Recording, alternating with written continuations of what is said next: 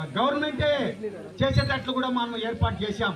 ఆ వాల్మీకి జయంతిని కూడా కర్నూలులోన మన గవర్నమెంటే కలెక్టర్ ఆధ్వర్యంలో, ఎమ్మెల్యేలు ఎంపీల ఆధ్వర్యంలో కలెక్టర్ ఆఫీసులో వాల్మీకి జయంతి జరగడం కూడా మనం ఏర్పాటు చేశాం.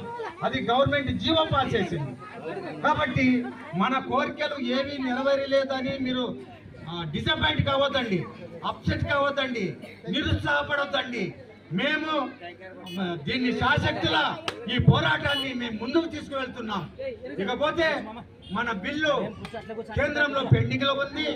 దాన్ని తప్పకుండా ఈ 5 ఏళ్ల లోపల మేము ఎస్టీలుగా గుర్తించేంత వరకు, బిల్ పాస్ చేసేంత వరకు మేమంతా పోరాటం చేస్తామని ఈ సభాముఖంగా మీ అందరి తరఫున నేను వాగ్దానం చేస్తున్నాను.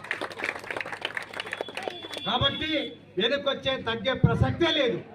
ఒక విషయం మీకు చెప్తున్నా, నేను ఇంతవరకు పేపర్ స్టేట్మెంట్ కూడా ఇవ్వలే.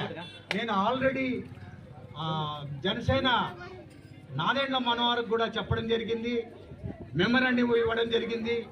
పవన్ కళ్యాణ్ గారు అన్న నాగబాబు గారు కూడా చెప్పడం జరిగింది, మెమరాండం కూడా ఇవ్వడం జరిగింది. వాళ్ళు పవన్ కళ్యాణ్ గారికి ఏం చెప్తున్నాడంటే, నాగబాబు గారు మీరు వాల్మీకులకు అందరికీ ఒకసారి కలిసి వాళ్ళకి హామీ ఇవ్వాలని చెప్పాడు. తప్పకుండా వాల్మీకులు అందరూ కూడా పవన్ కళ్యాణ్ గారి సమక్షంలో మనం అందరూ కూడా నరేంద్ర మోదీ గారికి, ప్రైమ్ మినిస్టర్ గారికి ఒత్తిడి తీసుకొని వచ్చి పార్లమెంట్లో బిల్ చేసేంత వరకు మేము పోరాటం చేస్తామని సభాముఖంగా నేను తెలుపుతున్నా.